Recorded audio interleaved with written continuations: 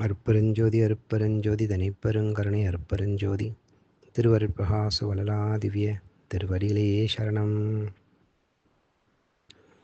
வணக்கம். இன்றைக்கு நாம் சிந்திக்கக்கூடிய அகழ்வரிகள் 43, 44. அகழ்வரி சுத்த சித்தாந்த சுகப்பெரு வெளியினம் அத்தனி சிற்றபை அருட்பெருஞ்சோதி. வரிக்கான விளக்கம். சித்தாந்தம் என்பது 6வது அந்தம், கடைசி அந்தமாகும்.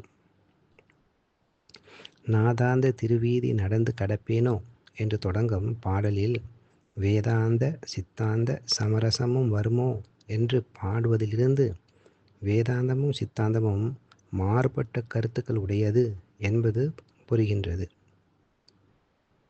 சித்தாந்தத்தின் உண்மையை உணர்ந்து கொண்டதால் ஏற்படும் சுகமாகிய பெருவெளி என்பது ஒப்பற்ற சிற்சபையே ஆகும்.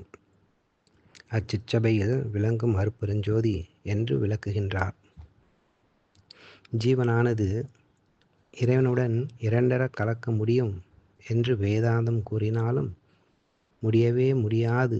எந்த நிலை அனுபவம் ஜீவனுக்கு ஏற்பட்டாலும் இறைவன் வேறுதான், ஜீவன் வேறுதான் என்றும் இரண்டும் கலக்கவே கலக்காது என்று சித்தாந்தம் கூறும்.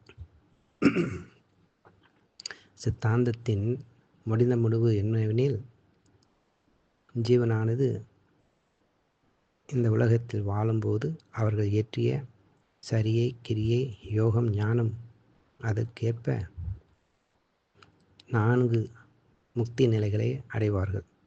அதாவது சாலோகம், சாமீபம், சாரூபம், சாயுச்சியம். சாலோகம் என்பது இறைவன் இருக்கும் இடத்தில் அவனோடு சேர்ந்து வாழ்வது.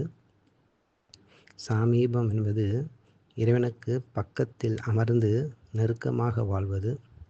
சாரூபம் என்பது இறைவனுக்கு பிரதிநிதியாக அவருக்கு செய்வதை ஏற்றுக்கொள்வது. சாயுச்சியம் என்பது இறைவனோடு எப்போதும் சேர்ந்து இருப்பது, அதாவது இறைவன் திருவடியில் இளைப்பாரி கொள்வது.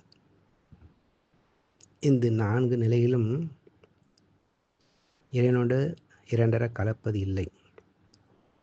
பெருமான் சற்று வேறுபடுகின்றார்.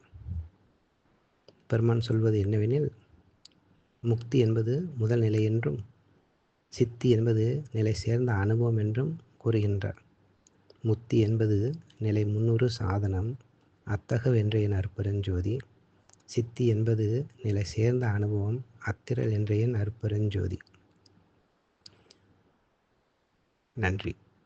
அருட்பெருஞ்சோதி அருட்பெருஞ்சோதி தனிப்பெருங்கருணை அருட்பெருஞ்சோதி திருவருட்பிரகாச வளலாதிவ்ய திருவடிகளே சரணம். ராமலிங்கா அபயம், ராமலிங்கா அபயம், ராமலிங்கா அபயம் அபயம்.